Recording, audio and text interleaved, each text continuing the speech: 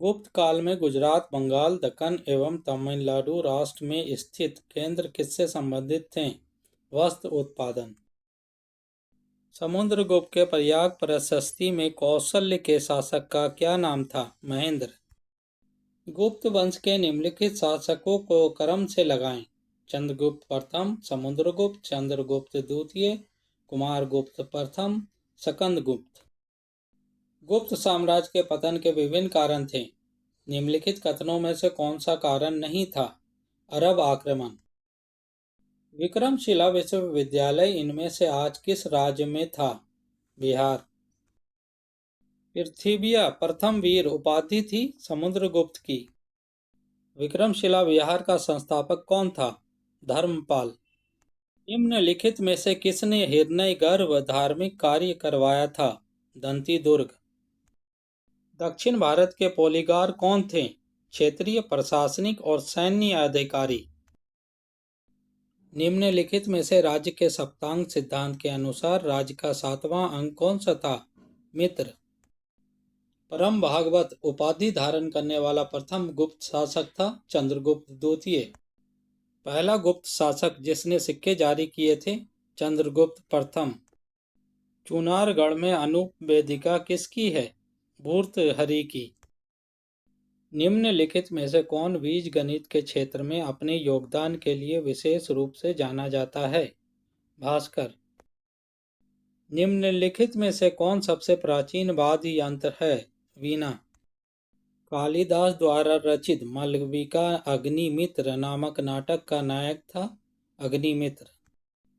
अर्धनारी ईश्वर मूर्ति में आधा शिव और आधी पार्वती प्रतीक है देव और उसकी शक्ति का योग। भाग और बलि थे राजसव के स्रोत।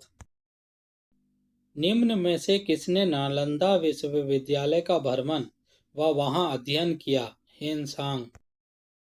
कौन सा राजवंश हुनों के आक्रमण से अत्यंत विचलित हुआ? गुप्त।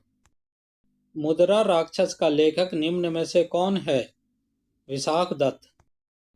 कालिदास किसके शासन काल में थे? चंद्रगुप्त द्वितीय के। गुप्त संवत की स्थापना किसने की थी? चंद्रगुप्त प्रथम ने। अभिज्ञान शकुंतलम किसने लिखा है? कालिदास ने। इनमें से कौन गुप्त काल में औषधि के क्षेत्र में अपने कार्य के लिए जाने जाते हैं? सुश्रुत। चीनी यात्री फाहियान ने किसके शासनकाल में भारत की यात्रा की थी? चंद्रगुप्त द्वितीय के। किस प्रकार की भूमि को अपरहत कहा जाता है? बिना जोती हुई जंगली भूमि को। प्राचीन भारत का नेपोलियन किसे कहा जाता है? समुद्रगुप्त को। गुप्त सम्राट जिसने हुनों को पराजित किया था? सकंदगुप्त। नव नालंदा महाविहार किसके लिए विख्यात है? पाली अनुसंधान संस्थान के लिए। मुद्रा राक्षस नामक पुस्तक के लेखक कौन हैं? विशाखदत्त। गुप्त युग में भूमि राजस्व की दर क्या थी? उपज का 6वां भाग। नालंदा विश्वविद्यालय किसके लिए विश्व प्रसिद्ध था? बौद्ध धर्म दर्शन के लिए। नगरों का आक्रमिक पतन किस काल की एक महत्वपूर्ण विशेषता थी? गुप्त काल।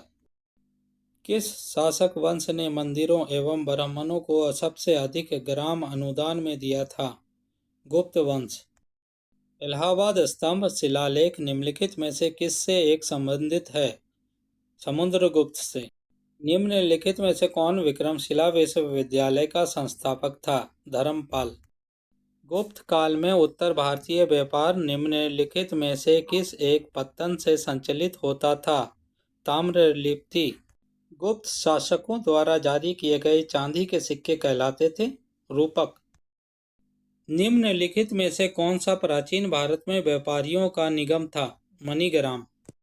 गुप्त काल में लिखित सांस्कृतिक नाटकों में स्त्री और शूद्र बोलते थे? प्राकृत। यूनानी लेखक जस्टिन द्वारा किसे सेंड्रोकोटस कहा गया है? चंद्रगुप्त मौर्य को।